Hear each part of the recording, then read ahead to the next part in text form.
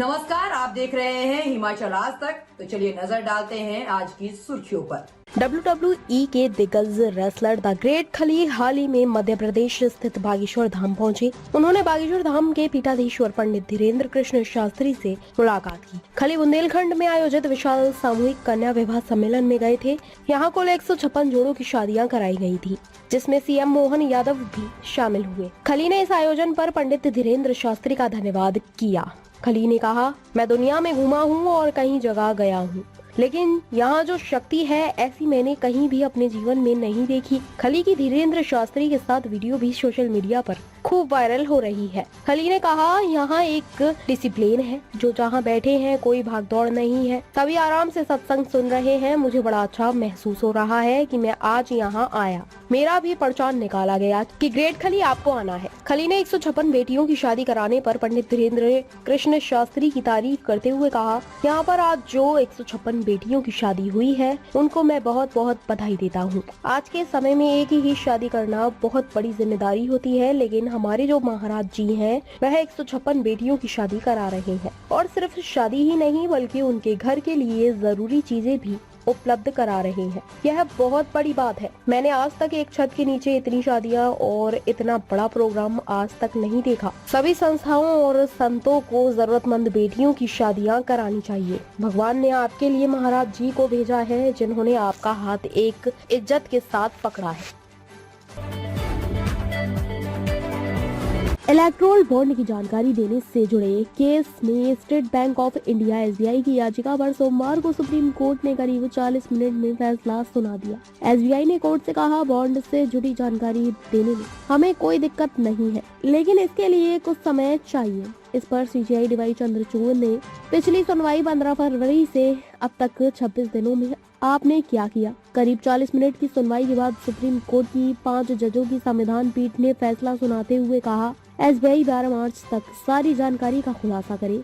Election commission सारी जानकारी को इकट्ठा कर 15 मार्च शाम 5 बजे तक इसे वेबसाइट पर पब्लिश करे। कोर्ट ने यह भी कहा, एसबीआई अपने चेयरमैन और मैनेजिंग डायरेक्टर का एफिडेविट फाइल करे कि दिए गए आदेशों का पालन करेंगे। हम अभी कोई कंटेप्ट नहीं लगा रहे हैं, लेकिन एसबीआई को नोटिस देते हैं कि अगर आज के आदेश का वक्त रहते पालन नहीं किया तो हम उसके खिलाफ लीगल एक्शन लेंगे। दरअसल सुप्रीम कोर्ट की 5 जजों की संविधान पीठ ने 15 फरवरी को इलेक्ट्रोल बॉन्ड की बिक्री पर रोक लगा दी थी। साथ ही एसबीआई को 12 अप्रैल 2019 से अब तक खरीदे गए इलेक्ट्रोल बॉन्ड की जानकारी 6 मार्च तक इलेक्शन कमीशन को देने का निर्देश दिया था। 4 मार्च को एसबीआई ने सुप्रीम कोर्ट में याचिका लगाकर इसकी जानकारी देने के लिए 30 जून तक का वक्त मांगा था। इसके अलावा court association for democratic reforms ADR की उस याचिका पर भी सुनवाई की, जिसमें 6 मार्च तक जानकारी नहीं देने पर एसबीआई के खिलाफ अवमानना का केस चलाने की मांग की गई थी। ऑस्कर अवार्ड्स 2024 ओपेनहाइमर ने जीते 7 Oscar. Cillian best actor, Nolan best director, Poor Things के लिए Emma best actress. Los Angeles के डोल्बी थिएटर में आज 11 मार्च को 96वें ऑस्कर अवार्ड का ऐलान हो गया है। सेरेमनी में ओपेनहाइमर ने बेस्ट फिल्म समेत कुल 7 अवार्ड अपने नाम किए। Cillian Murphy best actor, Christopher Nolan best और डायरेक्टर बने। इसी फिल्म के लिए रॉबर्ट डाउनी जूनियर को बेस्ट सपोर्टिंग एक्टर का अवार्ड मिला। ये उनके करियर का पहला ऑस्कर है। ओपेनहाइमर ने best film editing, best original score और बेस्ट सिनेमेटोग्राफी कैटेगरी के अवार्ड भी अपने नाम किए हैं।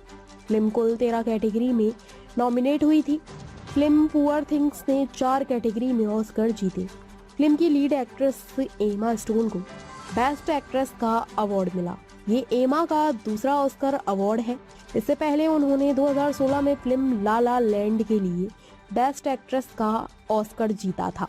बेस्ट एक्ट्रेस के अलावा पुअर थिंग्स को best costume design, production design और makeup and hair styling category में भी ऑस्कर मिला। फिल्म बारबी को केवल 1 ऑस्कर मिला। इसके गाने what was I made for के लिए बिली एलिश और फिनिस ओकोनेल ने बेस्ट ओरिजिनल सॉन्ग्स का ऑस्कर जीता है। फिल्म को 8 कैटेगरी में नॉमिनेशन मिले थे। एक स्वस्थ इंसान के लिए जितना जरूरी खाना है उतना ही जरूरी पानी भी है। इस बात का अंदाजा आप इस बात से लगा सकते हैं कि आपका शरीर अन्न के बिना तो कुछ दिन स्वस्थ तो रह सकता है, लेकिन बिना पानी के आप 7 दिनों तक जिंदा नहीं रह सकते हैं।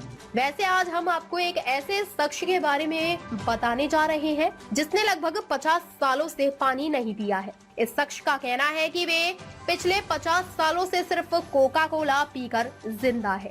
ब्राजील के बाहिया में रहने वाले 70 साल के रॉबर्ट पेड्रिरा को अगर आप कोका कोला का सबसे बड़ा फैन कहें तो कुछ गलत नहीं होगा।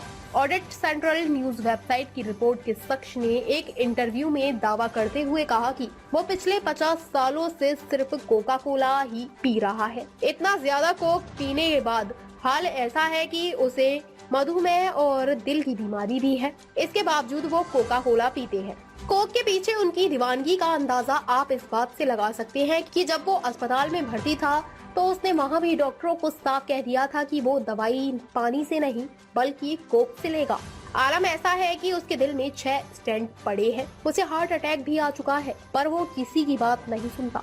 अपने इस शौक को लेकर शख्स का कहना है कि वो 70 साल का हो चुका है और अपनी जिंदगी को अच्छे से जी चुका है और अब वो मर भी जाएगा तो किसी को कोई फर्क नहीं पड़ने वाला। हैरानी की बात यहाँ है ये है कि शख्स आइसक्रीम खाते वक्त भी कोक पीता है। सोशल मीडिया पर जब शख्स की कहानी वायरल हुई तो कई लोगों को लगा कि वो झूठ बोल रहा है, मगर रॉबर्ट के 27 साल के पोते ने जब ये कहा कि उसने आज तक अपने दादा को पानी पीते नहीं देखा तो दुनिया इस बात को मानने लगी। विधानसभा पहुंचे लालू राबड़ी और तेजस्वी। राबड़ी देवी समेत महागठबंधन के 5 एनएलसी प्रत्याशी भरेंगे पर्चा, बीजेपी उम्मीदवार भी करेंगे नामांकन। बिहार विधान परिषद के लिए आज महागठबंधन के सभी उम्मीदवार पर्चा भरेंगे। इसे लेकर आरजेडी सुप्रीमो लालू प्रसाद, पूर्व सीएम राबड़ी देवी, पूर्व डिप्टी सीएम तेजस्वी यादव समेत कई राजद नेता विधानसभा पहुँच गए हैं। राबड़ी देवी समेत महागठबंधन के 5 कैंडिडेट विधानसभा के सचिव और निर्वाचन पदाधिकारी के समक्ष नामांकन पत्र दाखिल करेंगे। एनडीए के उम्मीदवार भी आज नामांकन करेंगे। आज नामांकन दाखिल करने की आखिरी तारीख है। स्क्रूटनी 12 मार्च को होनी है। नामांकन वापस लेने की तारीख 14 मार्च है। 23 मार्च के पहले चुनाव संपन्न हो जाना है। प्रदेश प्रवक्ता एजाज अहमद ने बताया कि आरजेडी की ओर से पूर्व मंत्री अब्दुल बारी सिद्दीकी, डॉक्टर उर्मिला ठाकुर, सैयद फैजल अली और माले की ओर से कामरेड शशि यादव महागठबंधन के उम्मीदवार के तौर पर नामांकन पत्र दाखिल करेंगे। माले उम्मीदवार शशि यादव ने नामांकन भरने से पहले कहा कि पार्टी उन्हें जो जिम्मेदारी दे रही है और जो पार्टी की सोच है उसे वह आगे लेकर जाएंगी। उन्होंने कहा कि स्कीम वर्कर्स की लड़ाई वह सड़क पर तो लड़ ही रही है, अब विधान परिषद में भी लड़ेंगी। साथ ही कहा कि पुरानी पेंशन स्कीम जिसको भाजपा सरकार ने बंद कर दिया है उसे शुरू कराने की कोशिश करेंगी। देश दुनिया की खबरों को देखने के लिए जुड़े रहे हिमाचल आज तक के साथ।